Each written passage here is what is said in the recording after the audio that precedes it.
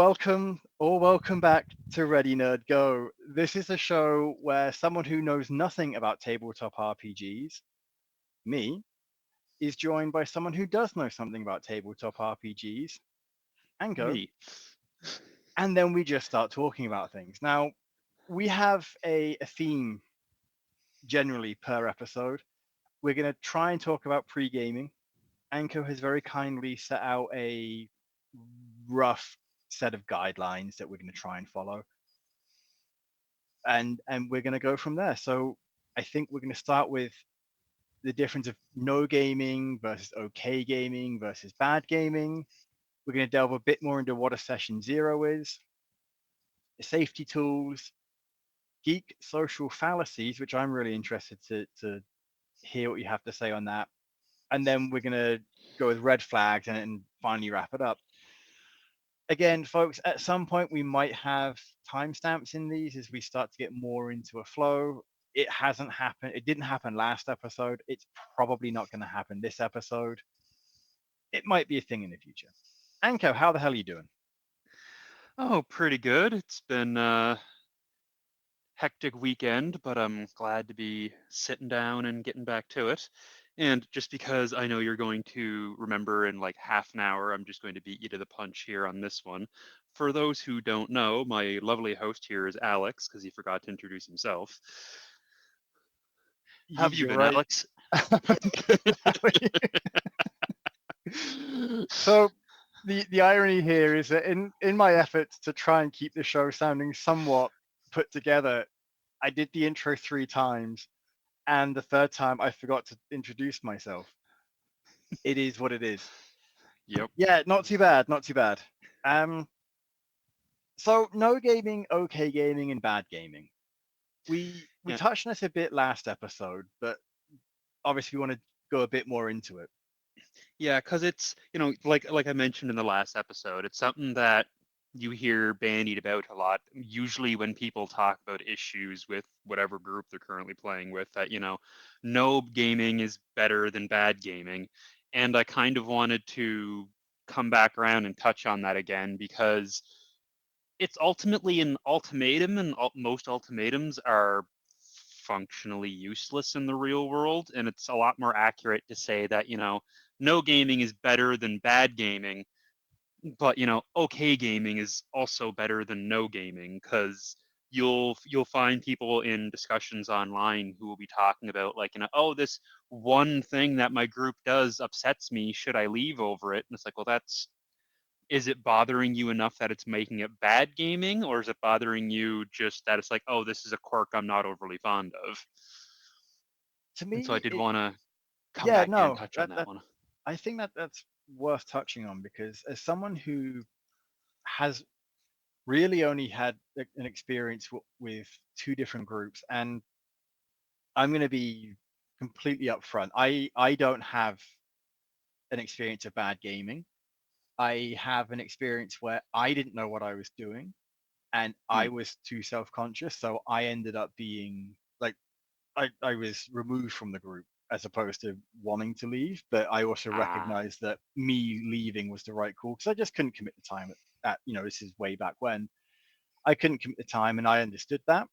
And so when I was showing up to every other week at best, I get it, right? Like it's a weekly Yep. thing, and it was one game that they were playing. It wasn't like what we do, where you can play a different game every other week.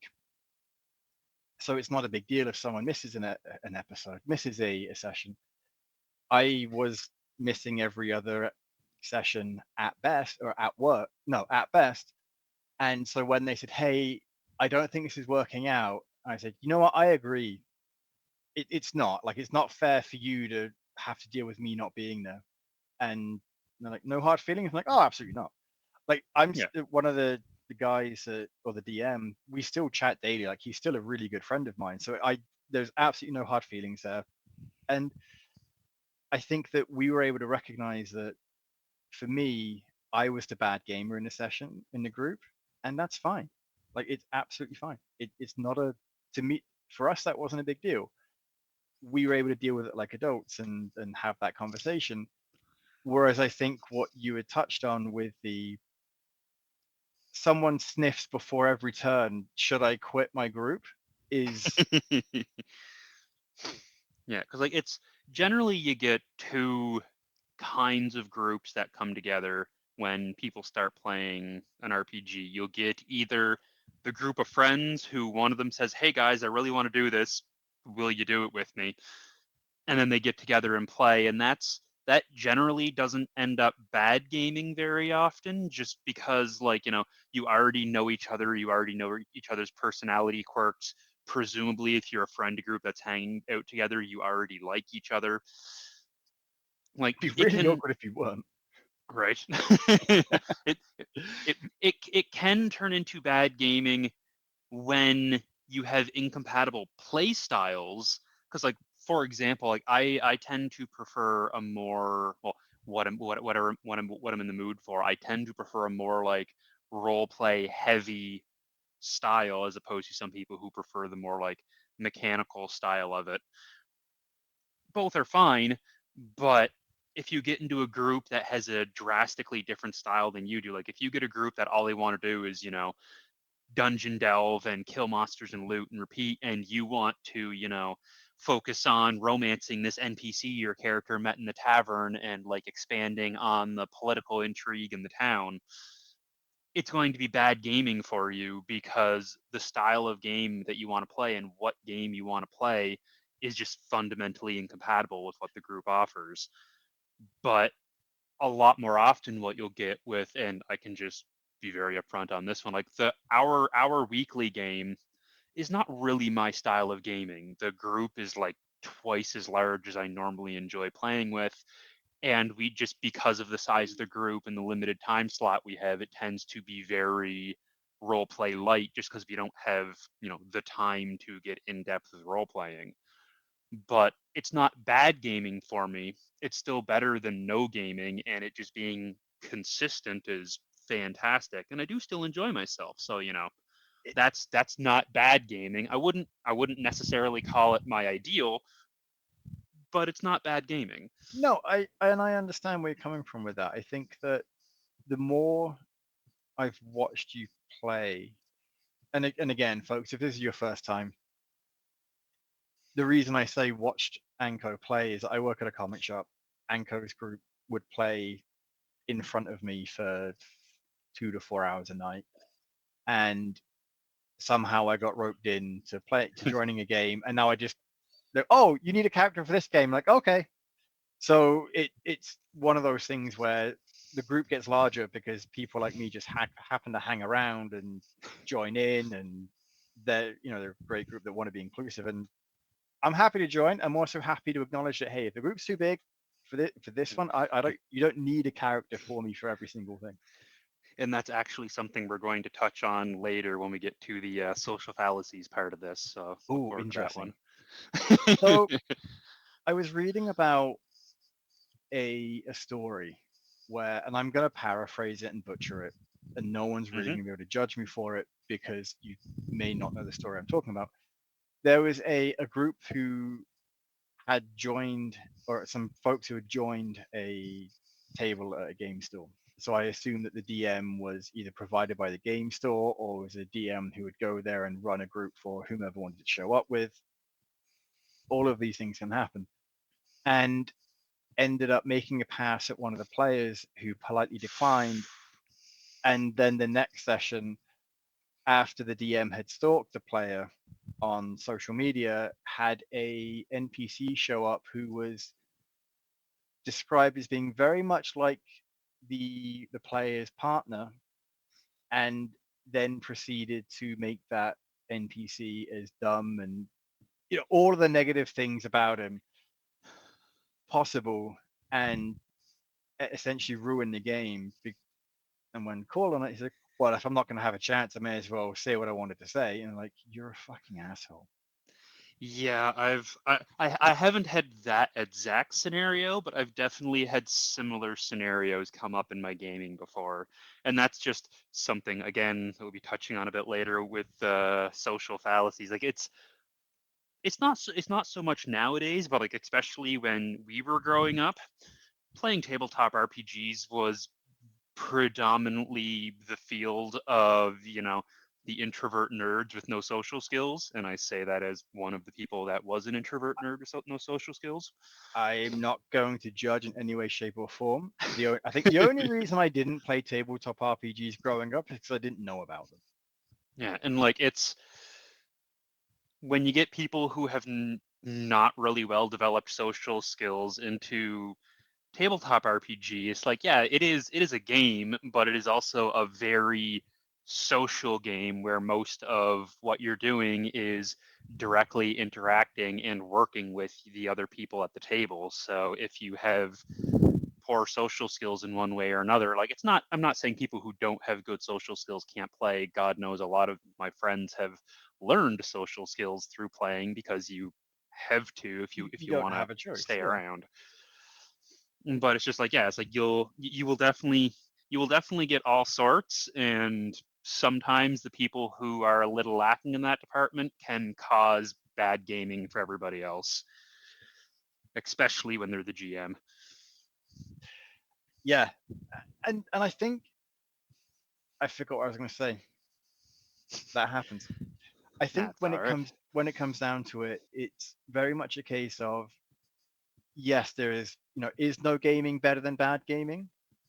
Yes, arguably so, because you're not getting a bad experience that's going to taint you from future or being willing to reach out and try tabletop RPGs again, either in person or online. Yeah. However, I think that there's also something to be said about when it comes to either okay gaming versus bad gaming. The okay gaming, like you said, it may not be your ideal, but if there's nothing inherently wrong or offensive or off-putting about the players themselves, and they're doing their best to welcome you to the sessions, and yet for some reason something's not clicking. Like you mentioned that you would rather an RP heavy style, a roleplay heavy style versus more of a direct dungeon crawling combat style.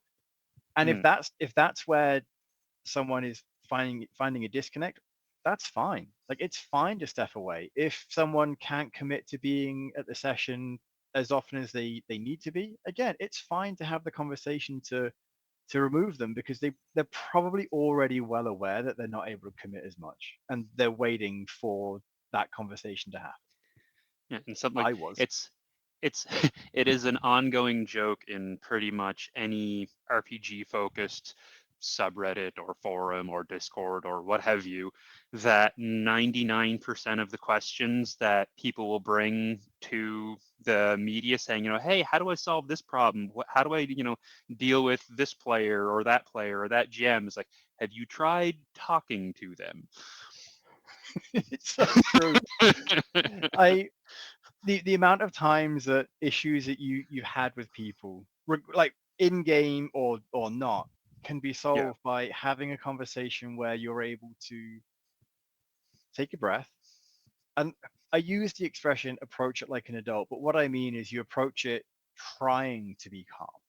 You yeah. approach it wanting a resolution one way or another, whilst No, also and acknowledging that, hey, sometimes the resolution is that we say, you know what, this isn't working. We need to end whatever this is.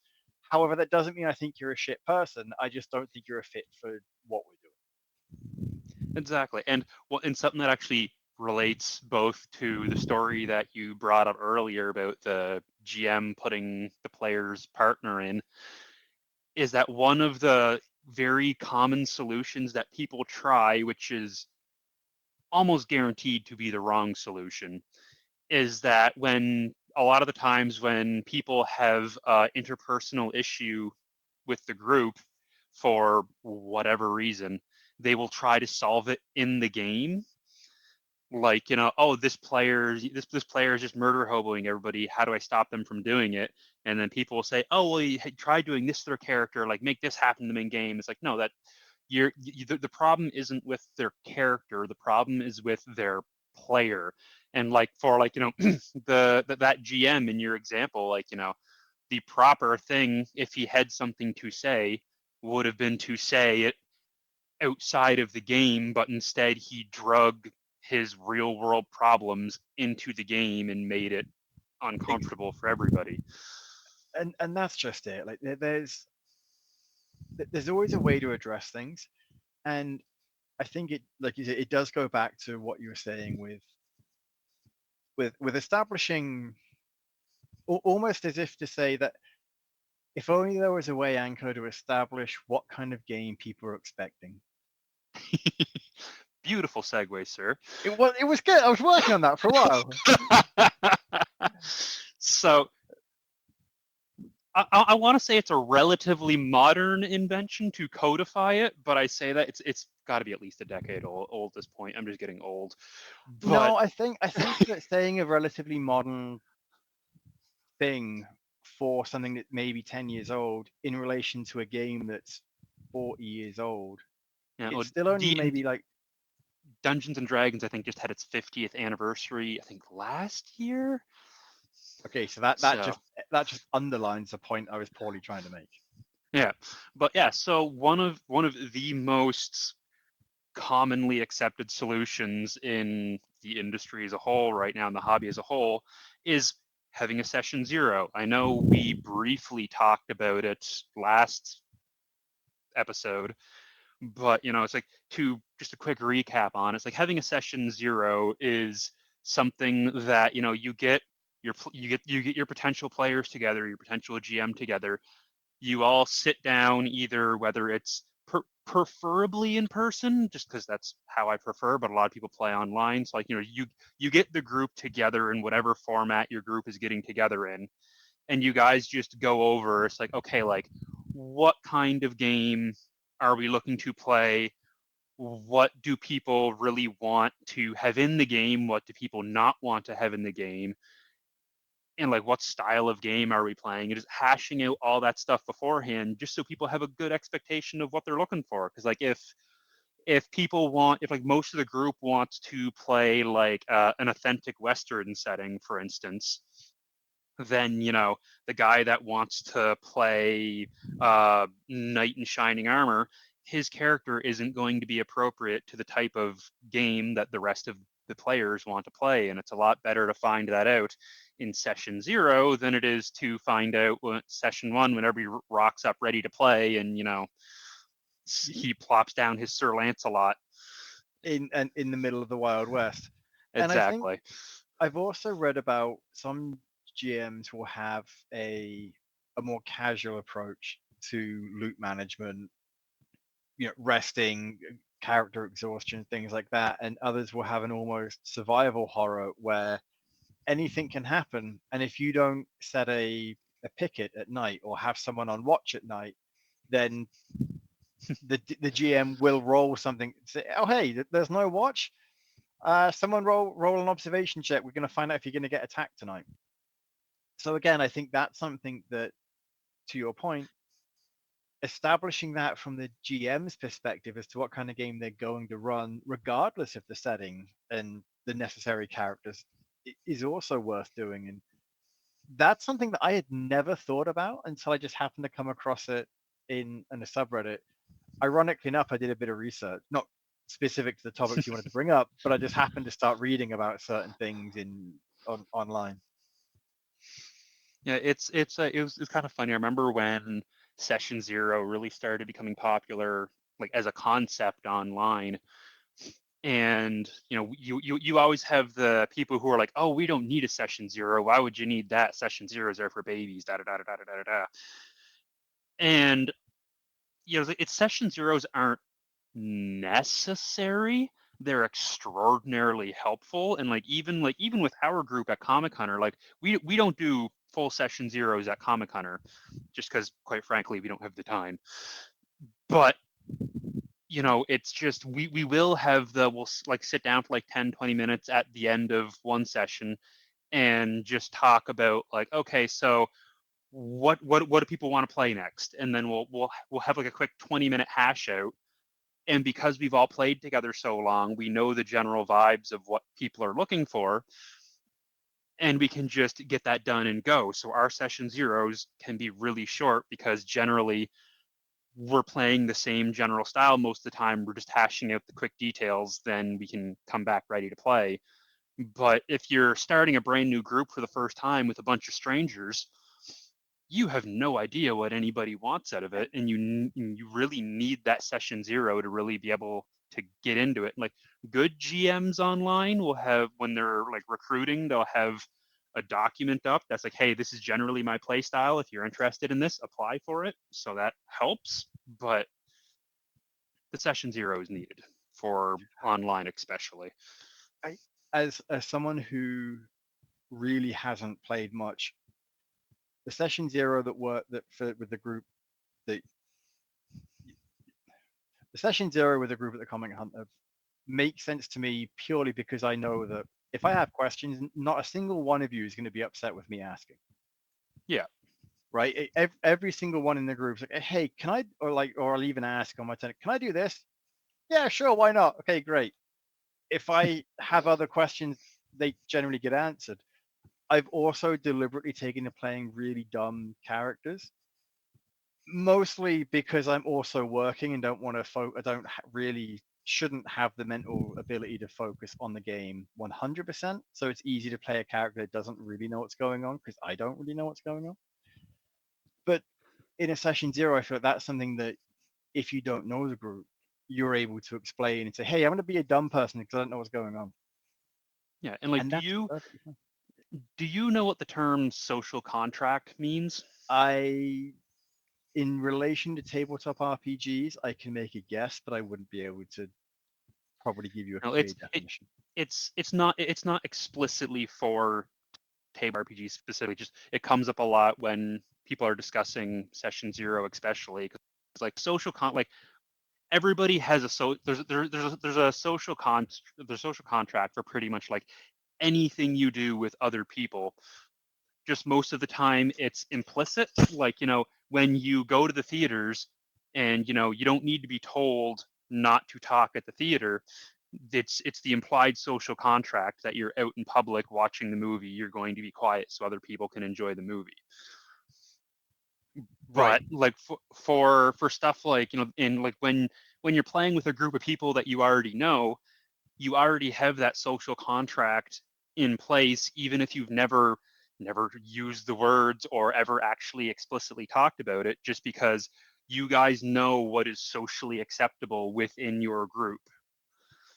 But when you're playing with like a new group or you're playing online, that's also part of where the session zero comes in, is it's not just about the game. It can also be about, the social contract involved, where, where you can talk about the things like, hey, like, once one thing that comes up really in common is like, hey, I don't want to hear any like hate speech at the table. Like, that is definitely not okay at my table. That will get you removed.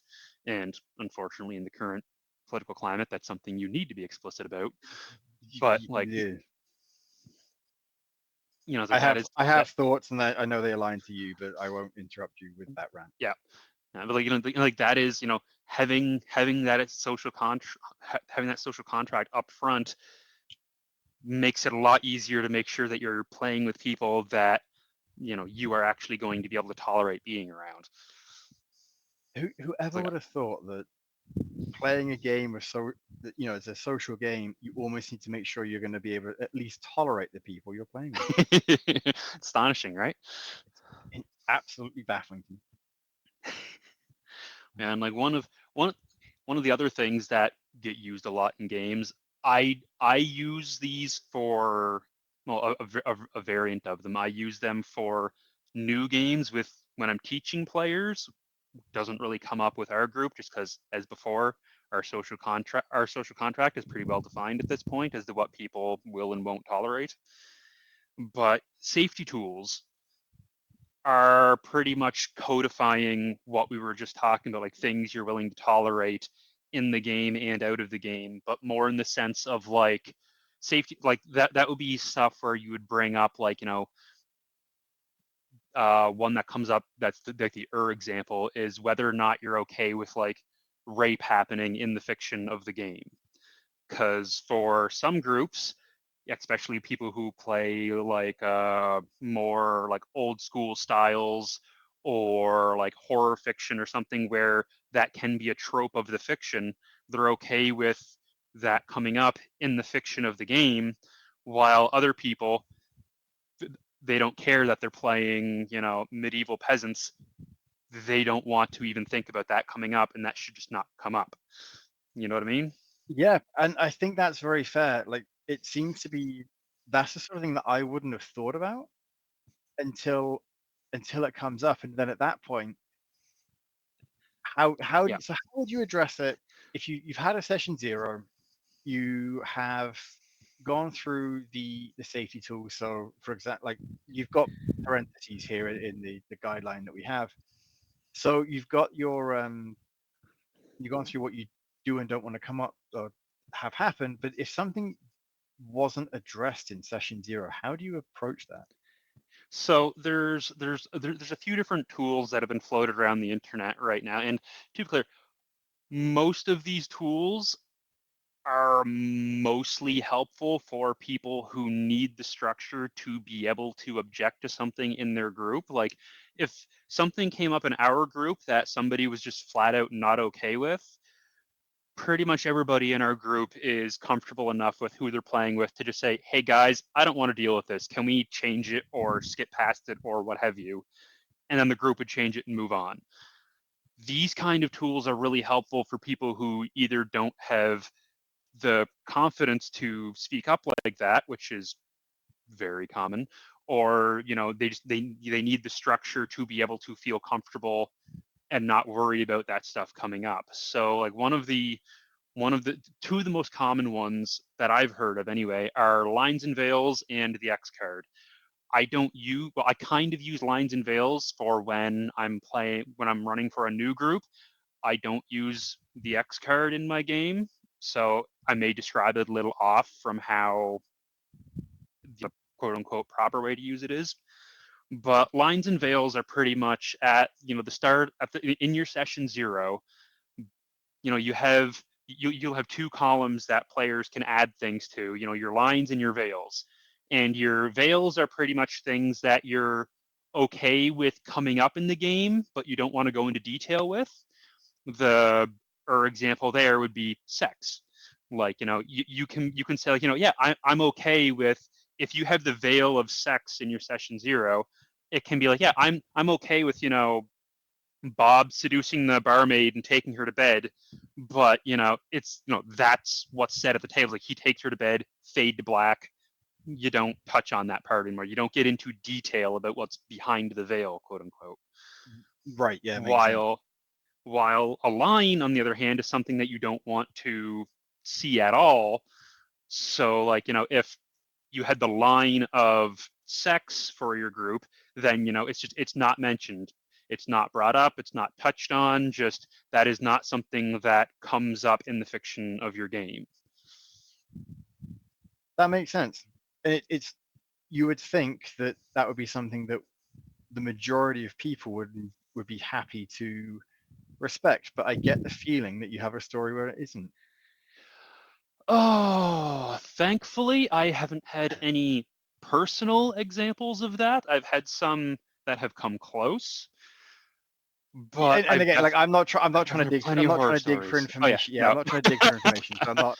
no. It's just the way you were saying is like I'm curious to see if that was something that you have actually dealt No, with. the issue that I do have with lines and veils, and it's not an issue with the system itself, it's a shortcoming of trying to use it, is that you need to be able to be upfront about these things. And there's the two big problems of that, is that one, people don't necessarily know what's going to set them off until it happens.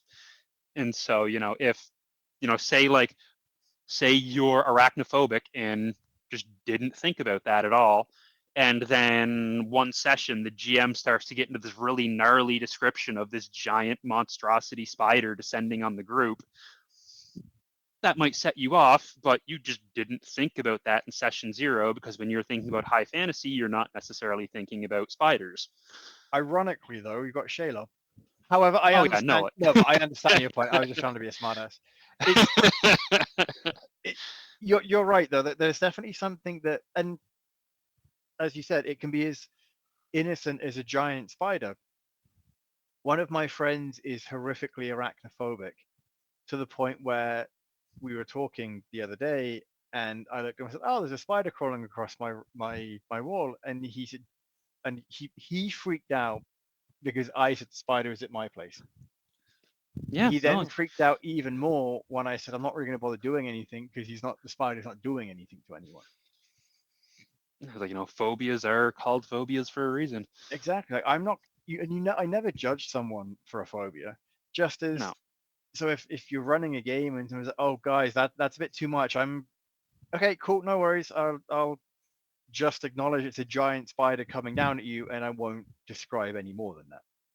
Yeah, and then like if it was something that was really going to be a problem for them, it's and people getting real big fights with this one, but it's like you can just change the fiction if you need to.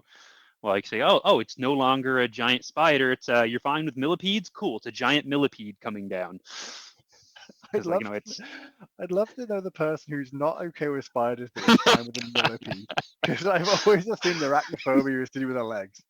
you can add more legs. It's fine, right? Yeah, yeah, exactly. Or like a scorpion or something. So, Yeah, but yeah, but no, no, so and the other thing I just want to touch on with lines and veils, the other issue that I run into it with it very frequently. I still think it's a valuable tool, but the other issue you run into very frequently is it's like yeah, it's like part of the reason you have this tool is because people might not be comfortable like bringing up the issues they have mid game, but they also might not be comfortable bringing up the issues they have before the game either. Like to continue with the arachnophobic example, if you could have a player who knows they're arachnophobic and knows they don't want to deal with it, but they also want to be a team player and don't want to bother people, so they just won't mention it and hope it doesn't come up because they don't want to disrupt the group or something, and it can be really hard to get people that is like no, if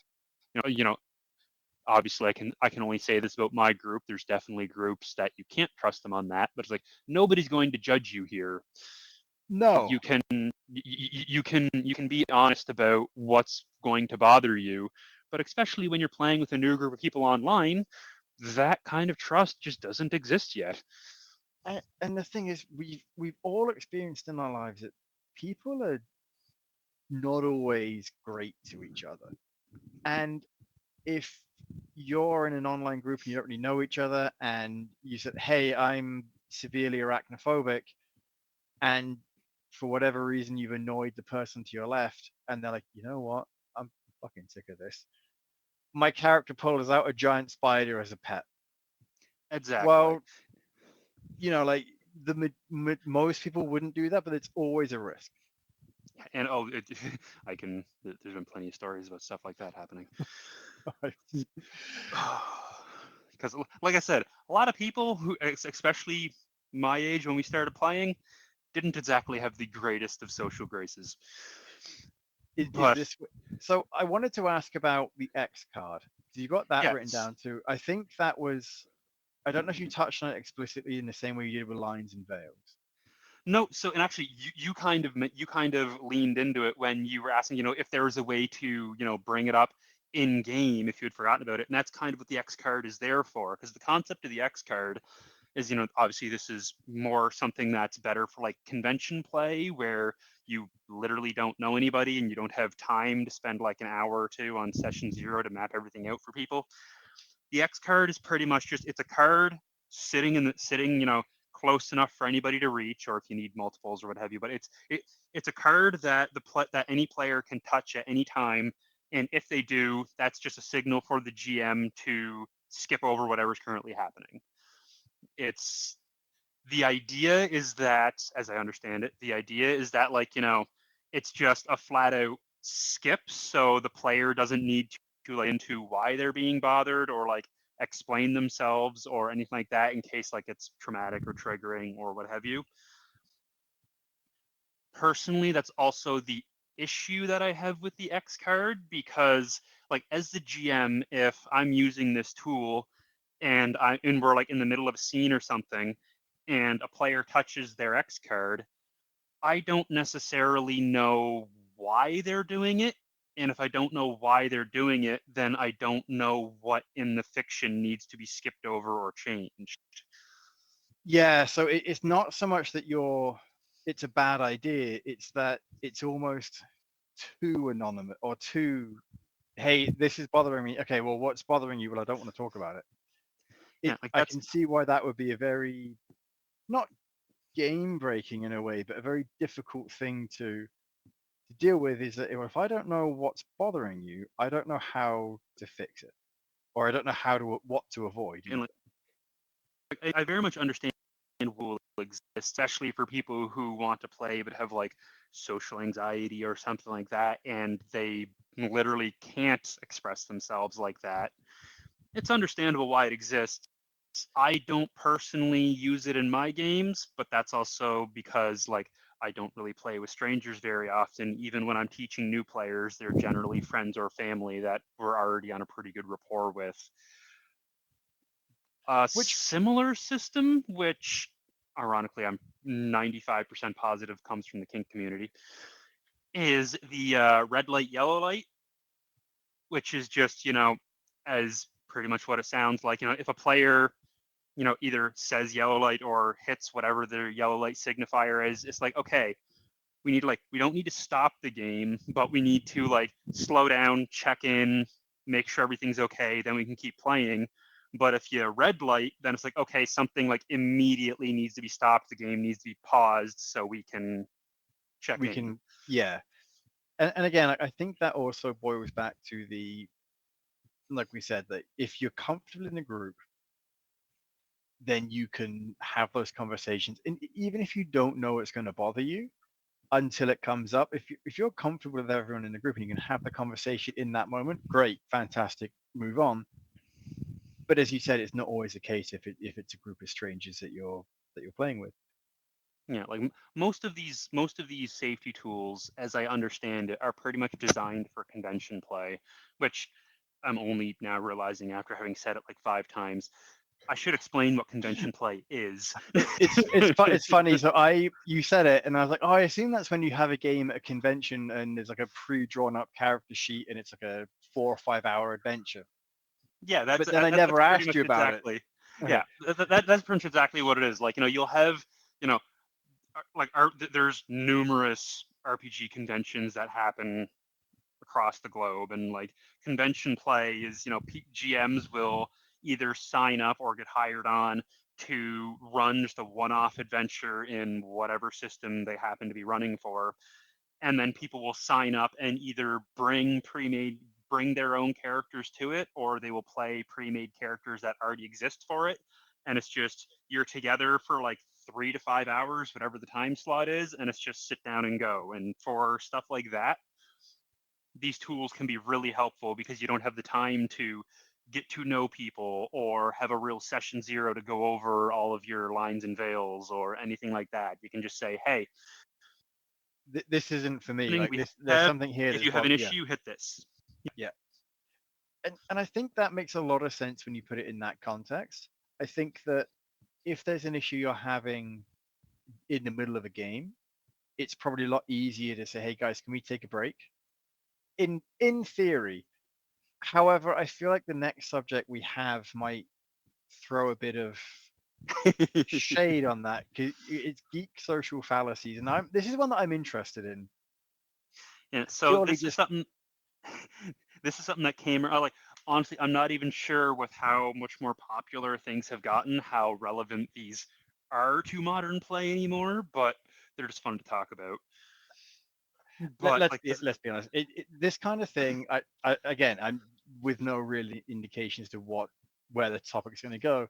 It is the sort of thing that I think an outsider who hasn't played D&D or tabletop RPGs, who really isn't immersed in the culture at all. I would consider myself, if not not a regular tabletop RPG player, but at the very least, I'm aware of some of the culture around it, purely just from being a comic fan and being a nerd in yeah, different spheres. like it's Someone who they're not really they're not isn't, really like RPG specific so much as they're like nerd culture in general tends to suffer from these, because like we have like, because like I mentioned, like I don't know too much about your background, but like growing up, being into the more geeky stuff was very much, Vetterboten. Like nobody, no, none of the popular people were into like video games or RPGs or comics or any of that kind of stuff. That was all like the nerd loser stuff. It's And so so like we would we would stick together with the people who like who had our interests regardless of honestly how much we actually liked them, which is where a lot of these geeks social fallacies come from.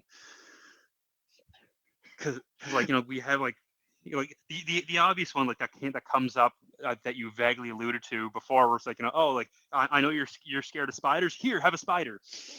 yeah, it's Is it comes up, or it's like nobody would ever get rid of the spider guy because like he's just having fun, and like he's one of us, and you can't just kick out one of us because we have to stick together, and there's not regardless many of of us. We don't want to get rid of one of us, despite the fact that he keeps having a spider at every table that we play at. Um, exactly. yeah, I grew up in a place where I was the only comics person that I knew, and yet, Mm, despite that, like I just didn't really talk about comics. I was, as I'm sure you're aware, very much into heavy metal, that kind of thing, mm-hmm. and so that part of my personality was more prevalent than anything else. I didn't know anyone that played D&D, although in hindsight, looking back, I can pinpoint two people that I'm positive played D&D or were into that kind of thing. In like one of the guys was great, and I got on with both of them. But we just never hung out, so it never came up to the fact that they're like, "Oh, do you know? Do you want to play?" And I'd have been like, "Sure, why not? Let's give it a shot." So it never came up. I didn't really know about it. It was just one of those things.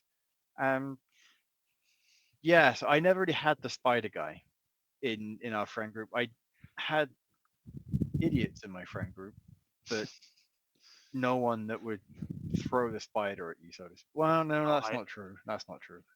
I've definitely had at least one spider guy in my friend group growing up, but we were the outcasts, and the outcasts had to stick together no matter what, even if one of them is just an incredibly toxic person. And like Yeah, that's it's hey, you need in high school and such, you need the numbers in your group so that you're not necessarily alone, right? Which yeah. is another topic in and of itself, and also like I don't mean to skip over that, but No.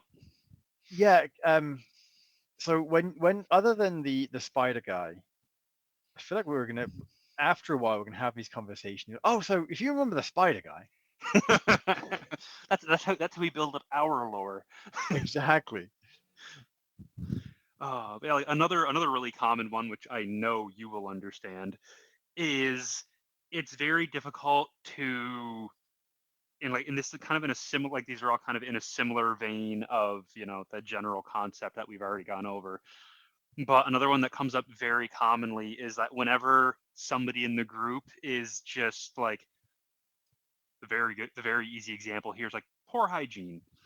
Poor hygiene comes up a lot in this hobby, or at least it did when It we were getting into it. Presumably, it's less common nowadays. the thing is with that, I find it's very much a basement dwelling nerd stereotype. And yeah, absolutely, like you run into people where it's an issue, and yet at the same time, it's not nowhere near as big of an issue as I was expecting. No. However, I recall walking into a comic shop in in Maine somewhere. So it's near. It was near Portland, but it wasn't Portland. And in the interests of not derailing the show, I'm not going to try and remember where it was. But my wife and I had walked in, and I had walked in, and now I don't have much of a sense of smell for various reasons. Like as a kid, I had horrific allergies. I was on prescription strength allergy pills, and they didn't do shit. Or Jesus. they did do shit, but people that would look at me would assume that I wasn't on anything. I was on Yeah. prescription strength, and I think that just helped derail my sense of smell. In conjunction with the fact I had nosebleeds almost nightly as a kid, which probably wrecked the rest of my ability to smell. So when I eat spicy food and I like spicy food, it's because for the most part that's one of the few things I can reliably taste. This is That makes important sense. because as I walked into this shop, I was like, oh, that's not great, but whatever. So I just carried on and was looking for certain comics. My wife walks in after having a look at an antique shop and just taking pictures in the street. She walks in, she looks around, she's like, I'm leaving because it smells like cat piss and desperation. And I was like, oh God. Yep. I was like, all right. So she turned around and left, and I picked up the couple of comics that I was looking for. And ironically enough, I found one for $4 that was worth at least 100. That was worth at the time was probably worth closer to 100 or more. So I Wow. was happy. I don't think it's worth that anymore, but I was happy, and I got it for $4. And then I left, Right. and she said, I realized there were cats in there, and she said, I think what it was is that the litter box probably needed to be cleaned, was probably close to an air vent, so it was just circulating a smell. She said, and then there was also the guys playing Magic, and she said that didn't help. So it's one of those things where the unfortunate thing, or the unfortunate fact, is that a lot of nerd related hobbies have the reputation that the people playing them are all in need of some kind of Yeah, and shower, basically. it's it's the type of thing where it's always the problem of in this where it kind of comes into the geek social fallacy of it, is that it is like even back when I was a kid getting into this stuff, it would only be like one out of every like 10, 20 guys that would be like this. Yeah, But when there's 10 of you in the room and one of you hasn't showered in 2 weeks, you all reek. it's And so just like, I don't and know nobody if I want ever it. told you. Um, Oh, go on. this is actually not in no relation to RPG gaming, but it's a testament to the nature of smells. My neighbor was in out of the country, and we had to look after two of her cats. We didn't realize, and neither did they, that one of them was pregnant. Ooh. Neither one of them were fixed, and we don't know. I don't know to this day if they were the the two cats had mated or if they were gotten out and one of the toms outside had done the deed. Either Mm. way, at that point we had to shut the windows, and because we then had to separate the female with the litter from the male cat who was nervous, he sprayed fucking everywhere for like weeks on end. It got to Oh the God. point where I would go into the house and leave and would only sit on one chair, and my wife's like, you need to go put your clothing in the laundry. So after that happened twice, I then had a neighbor outfit that I would wear twice, like, and I would have to wash it daily. And it Yep. would very much be a case of I'd go in, take care of the animals, leave, and I'd still end up walking out with that ammonia smell to me. Like if any of you have cats, you're gonna know what smell I mean. And if you don't have cats, then there's no way to describe what an unneutered male's urine smells like. It's just nose. Potent. It's yeah, potent. So it to your point, 9 out of 10 of you might be absolutely clean, etc. One of you may not be, and it's rough. Yeah, Now, and it's yeah. Sorry, yeah, keep going. no, I was going to transition to red flags, but I think we've touched on some of these in terms of the individual, the people behave, not behavior so much, but the what to do in terms of setting up the game so that you're able to feel comfortable playing.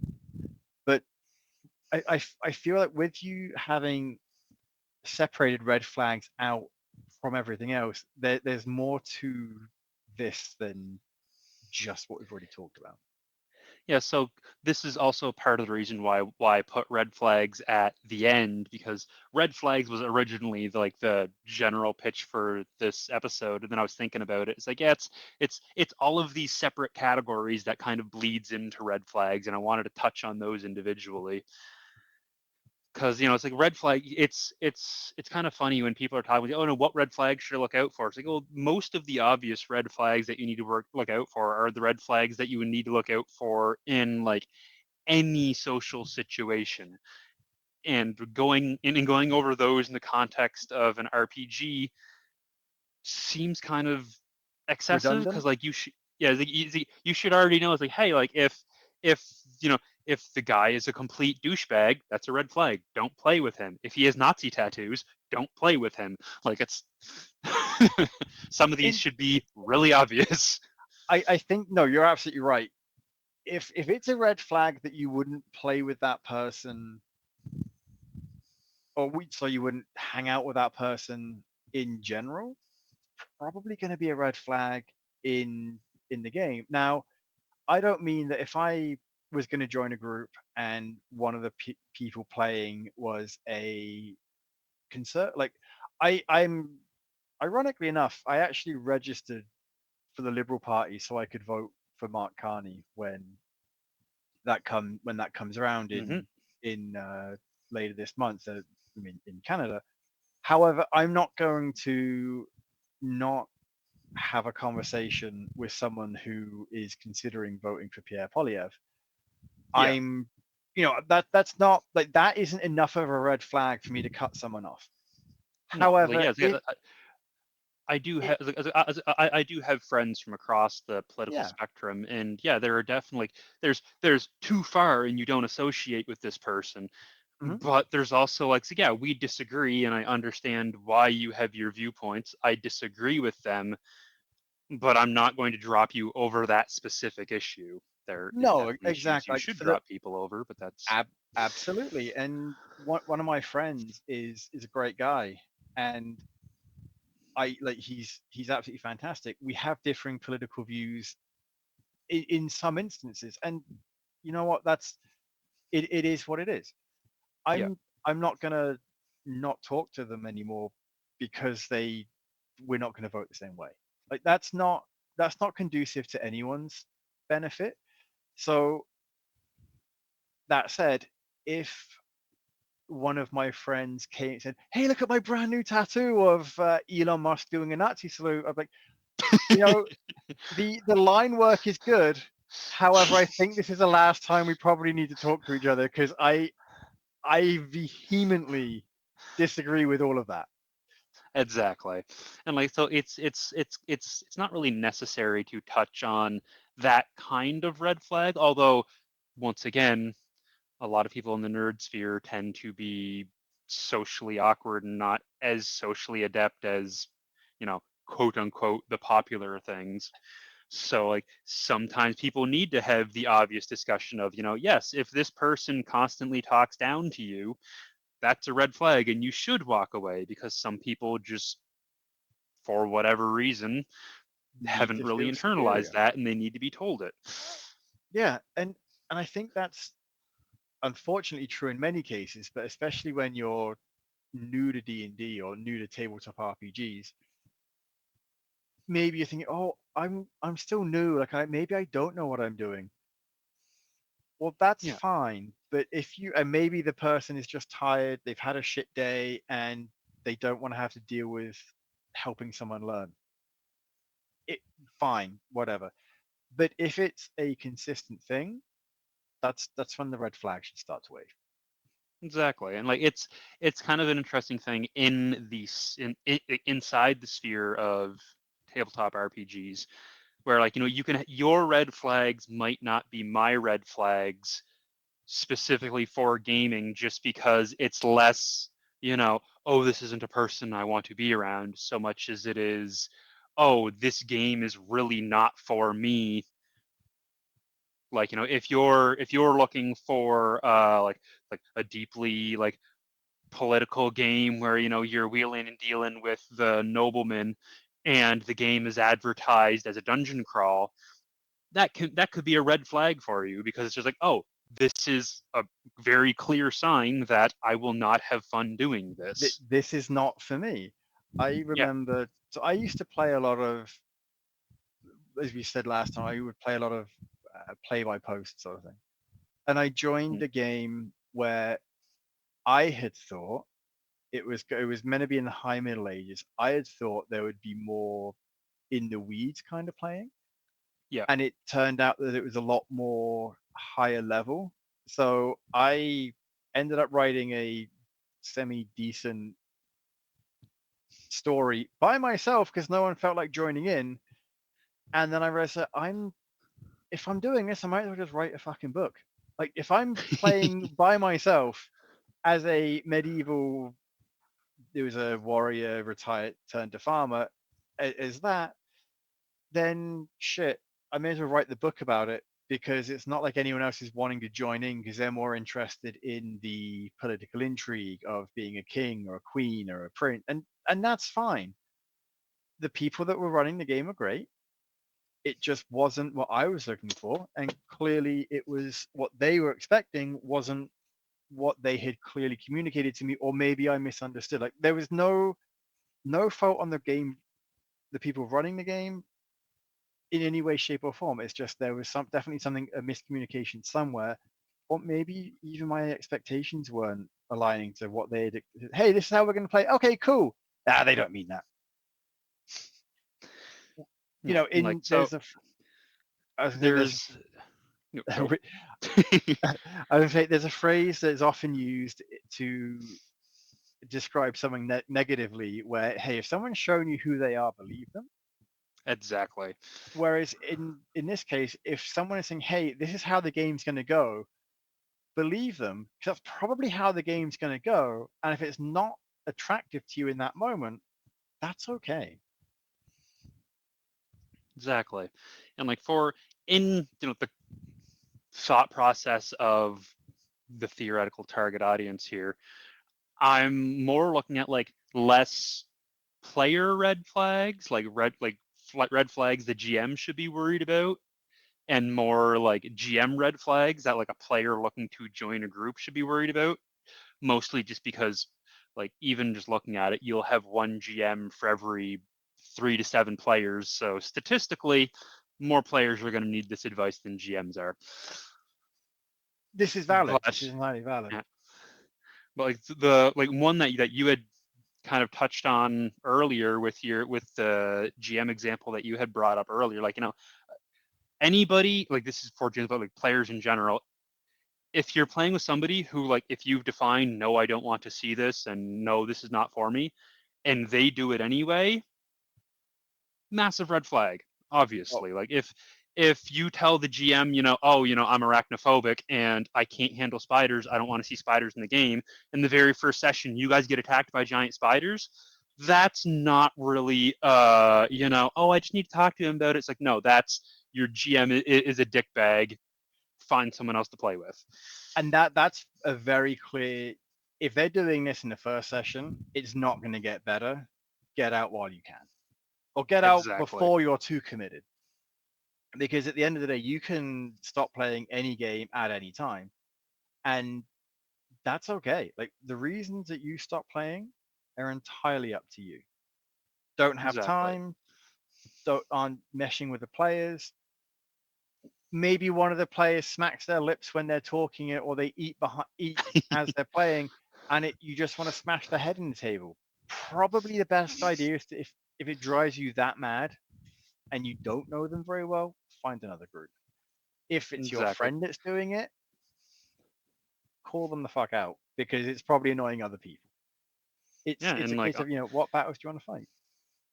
yeah, like that's kind of where like the whole, overcoming the social fallacies of it comes in, where, if you're playing at the table with friends and your friend is doing something audacious and you just need them to stop, especially growing up, people would just deal with it or complain about it and then not actually do anything about it. But like eventually, like, to go back to your example, like the game that you were in where you were only able to show up every other week, the other players had to deal with you not being there all the time, and then they finally got the proper note of reaching out and saying, hey, this isn't working out for us, we're letting you go. That's the proper thing to do in that And situation because there was an incompatibility there. and that's just it. Like, and I will never hold any ill will against them for that. Like I said, like in fact, I said that I was still good friends with the DM. one of the players is still a really good friend of mine. Like there is no ill will in any way, shape, or form on my end, and I know on at least two of them there's no ill will either. And Yeah. honestly, the other two I didn't really know them well before. I don't really speak to them anymore because we were never really friends. I don't give a shit if they like me or not. Exactly. However, They, I'm they also acquaintances. yeah, like I'm all like I was gonna say, I'm almost a 40-year-old man. Like I don't give a shit what people that I don't care about think of me. And I don't And then mean that in a I don't care about them. It's that their dislike means less to me. Like if I've offended them or I've annoyed them, fair play. What I did was uncool for the group, and I acknowledge that. However, if I annoyed you, uh, I'd be more contrite yeah. because again, like I respect you and I'll ultimately care more about your feelings than I did them.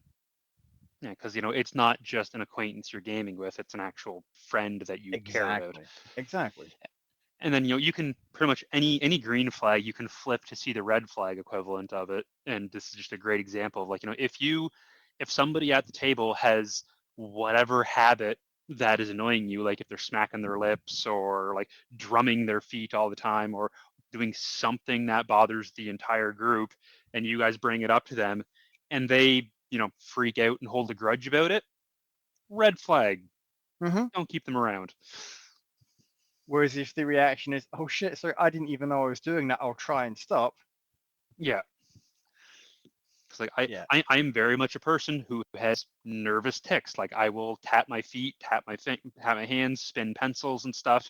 Drives my best friend absolutely bonkers whenever we're hanging out because he'll be trying to work on something. I'll just be tapping a pencil against something, and he'll reach over, grab it, and pass me something else that doesn't make as much noise because I'm not conscious I'm doing it, You're and just we've just doing it. kind of and we just kind of have that system in place where I'm not going to be offended that he's pulling it out of my hands and replacing it with something, and he's No, not going to be exactly. offended that I'm doing it because we've It's just accepted a that thing. this is what we have.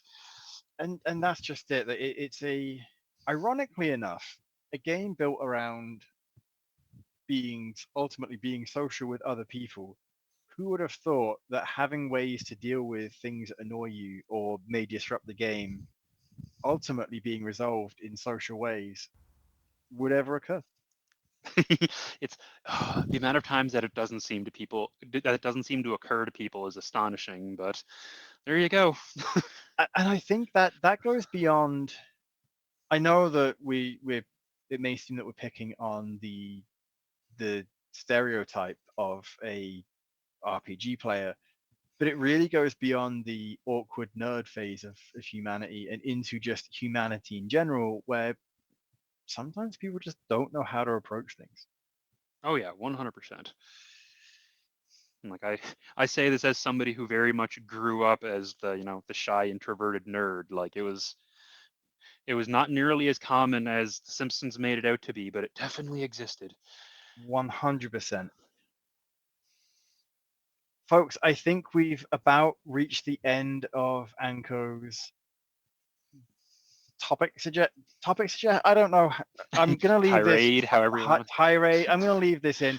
We've about reached the end of where we were intending to be for this episode. Neither one of us know what the next episode is going to look like, so we will hit you with a surprise for that one. But in the meantime, game on. Game on.